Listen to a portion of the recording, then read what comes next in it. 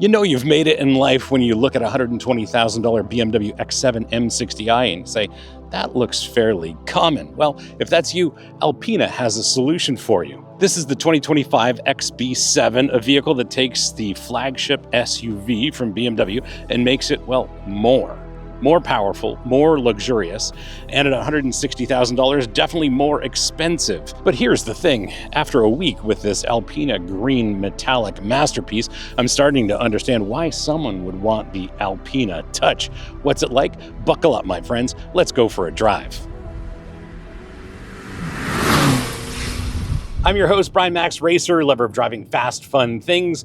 And on this channel, you get reviews for drivers from drivers. Now, this ALPINA XB7 is something else, and we've had the opportunity to try some ALPINAs in the past, but this is a completely different experience. It's BMW's biggest SUV, 3 rows, but it's finished by ALPINA, making it very different and very exclusive. And before we get into what it's like to drive, let's have a look at it in a little more depth.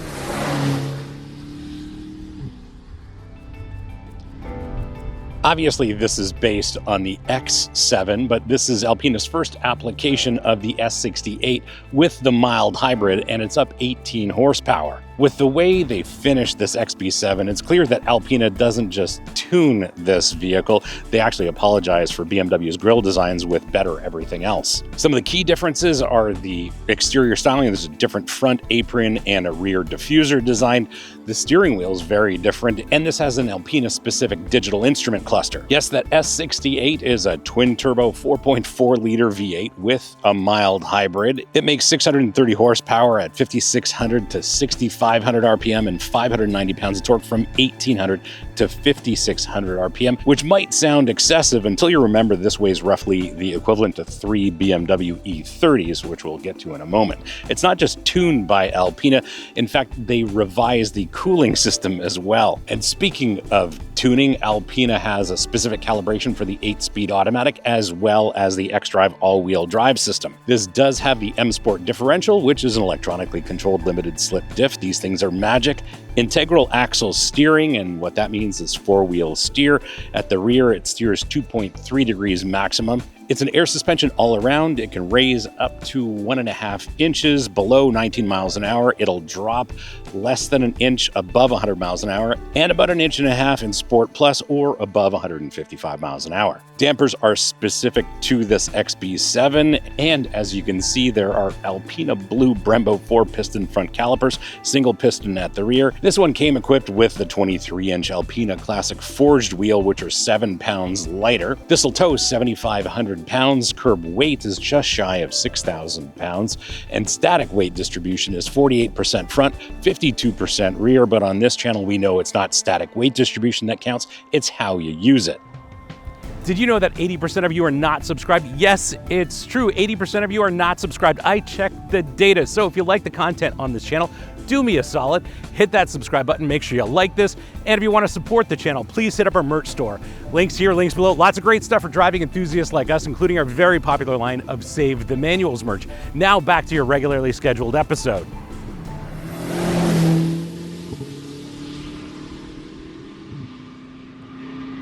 The first thing I have to say about this XB7 and the X7 is that getting in and out is fairly easy. The hip point is fairly low, so there's really no climbing up into this thing. Of course, this does have height adjustable air suspension, but that's really not part of the program here. It's just so easy to get in and out of this XB7 that I'm really impressed. It makes it very easy to deal with on a day-to-day basis, and for someone with short legs, I really appreciate that. Now here in the driver's seat, I'm presented with ALPINA's steering wheel, not a BMW M-style steering wheel. So it is round, there is no flat bottom bit, and it is on the thicker side, maybe not as thick as BMW loves to put on their M cars, but great shape, great size to the steering wheel, and I'm set up perfectly here. One of the other differences with an Alpina is that the seats are slightly different, not as aggressively bolstered as perhaps an M branded car. So you've got something that's a compromise between comfort and support in terms of bolstering. And I really dig these seats because they're BMW seats. They're highly adjustable, very, very comfortable and supportive over long drives. And I actually have sat in this seat for a fair amount of time, and it is incredibly comfortable and supportive. And given the amount of adjustment in the seat and the steering column, I've got a great seating position. Lots of adjustment here. Anybody from maybe 4 feet tall to 7 feet tall can find themselves a comfortable and effective seating position. Ergonomics are modern BMW with an Alpina touch. So you do have this Alpina shifter. It is lovely. Alpina branding on the iDrive controller, and of course there is a BMW ALPINA XB7 badge right here on the cover for the cup holders and the wireless phone charger, and of course Alpina branding here on the steering wheel, which I really dig. Makes it very distinctive. But the big distinction is how this is finished inside, and it is finished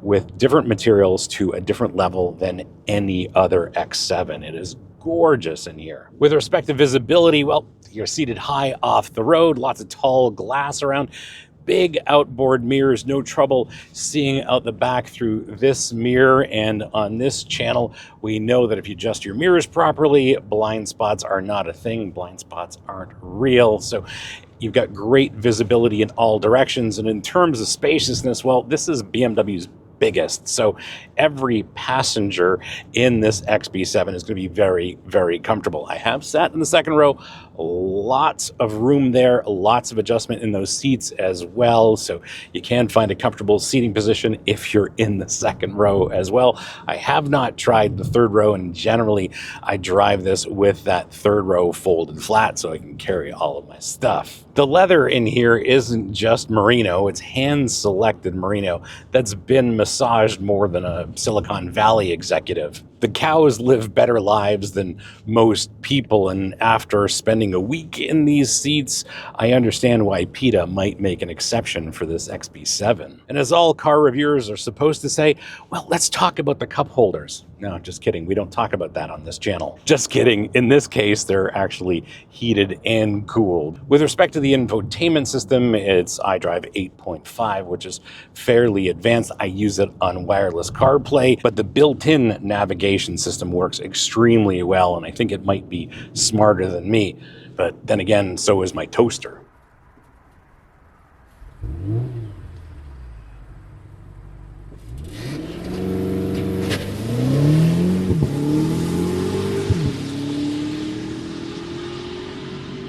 Well, let's give this Alpina power a try, shall we? Wow. Wow. It doesn't stop pulling. That is just incredible. I think this officially does 0 to 60 in 3.9.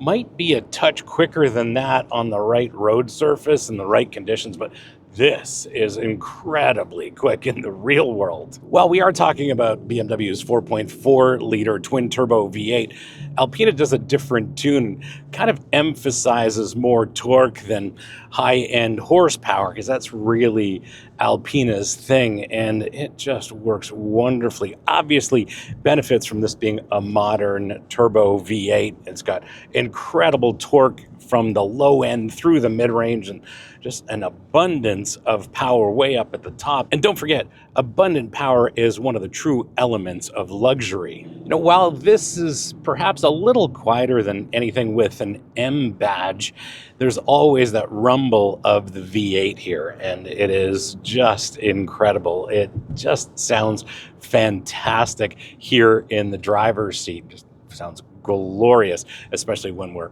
on full throttle. As you'd expect, the automatic is tuned beautifully for this V8, just works wonderfully.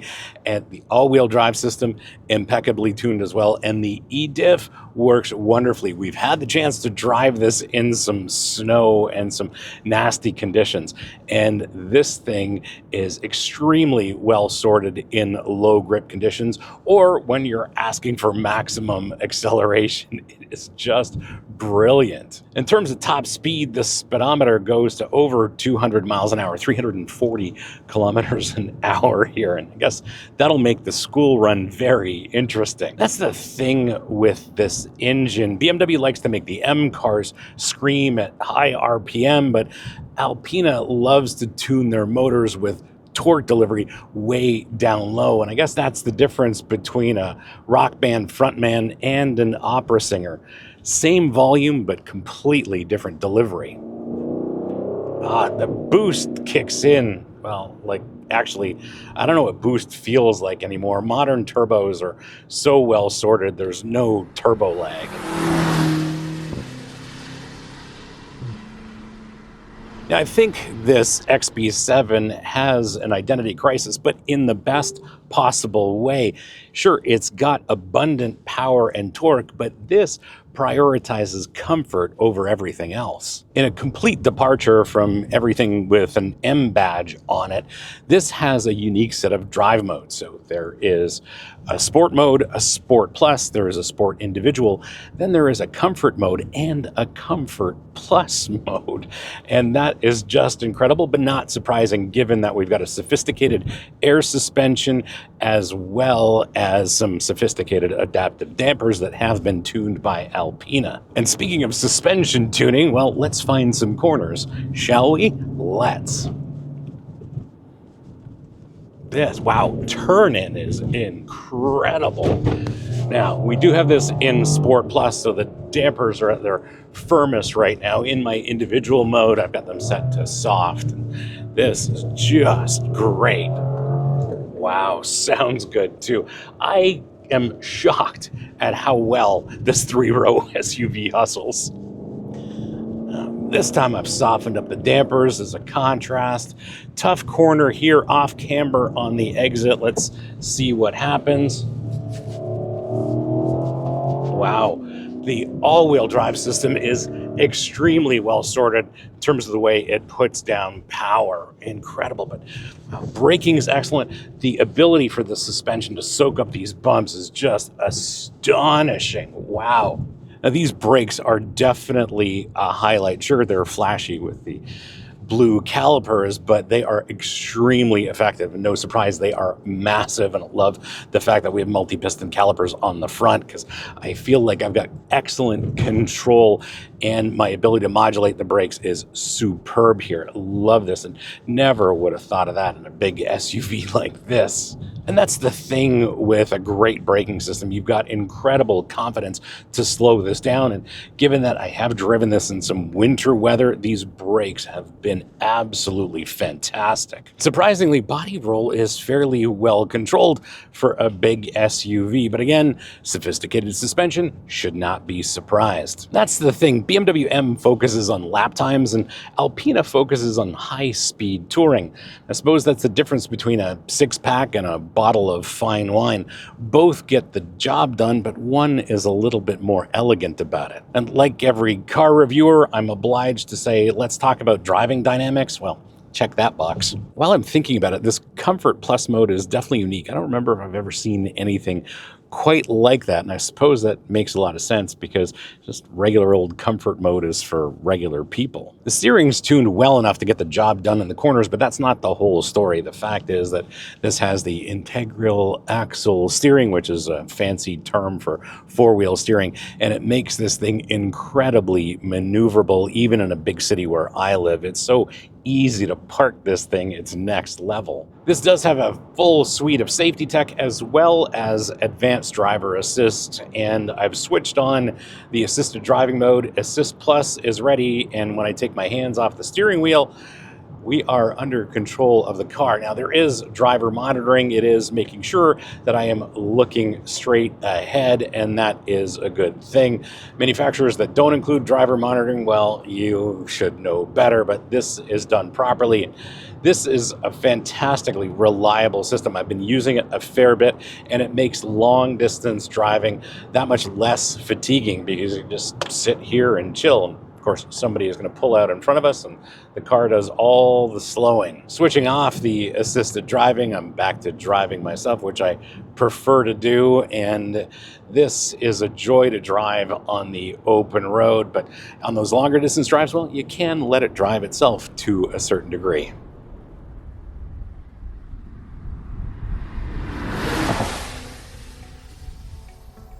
How do you spec yours? Well, with an XB7, it is an interesting question to ponder. What you are looking at is ALPINA Green Metallic 2 paint with the Tartufo full merino leather interior. I should mention that this one came fitted with the gorgeous 23-inch wheels, but we are in winter mode, so this was rocking the ALPINA 21s right now. Base price in the US is $152,400, and as tested, this is just shy of about $160,000 US. In Canada, base price is $175,000, and as tested, this is $195,500, and these prices are before freight and local taxes. One thing to remember is that ALPINA's production numbers are so low, they make Ferrari look like Toyota, not for exclusivity's sake, but because they're really focused on quality. Exclusivity is just a fantastic byproduct. Now, in terms of speccing yours, the best thing is you have a wonderful amount of choice when it comes to paint and interior colors. I really dig this. This is just stunning, save for the front-end styling of the XB7 and the X7, but this ALPINA 2 green metallic paint and the Tartufo leather interior is absolutely a stunner, and everybody who has seen this XB7 has loved it. I would go with this spec. It's absolutely stunning, and I'd love to see what it actually looks like on the 23s.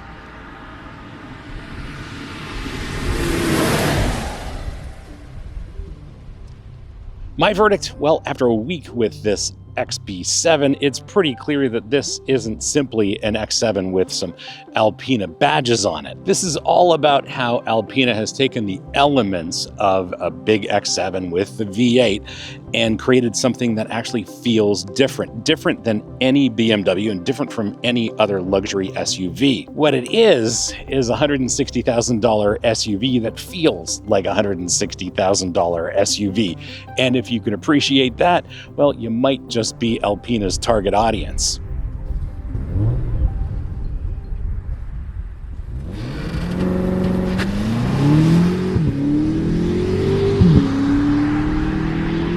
Thanks for hanging out with me today and having a look at this 2025 BMW ALPINA XB7. Hope you liked this episode, and if you did, well, you're not new. You know what to do. Smash the subscribe button, turn on your notifications, like this video, and as always, sharing is caring, so please share this with your friends, especially on Reddit, because on Reddit, they really need to see reviews for drivers, from drivers. If you have any questions or comments, please leave them in the comments below. I'll get back to you as soon as I can. And if you want to support the channel, please hit up our merch store. Links here, links below. Lots of great stuff for driving enthusiasts like us, including our very popular line of Save the Manuals merch, and BMW still makes some fine manuals. Thanks, BMW. Anyway, hope you enjoyed this episode. We'll see you again next time, and remember, cars don't understeer by themselves, not even BMW ALPINA XB7s.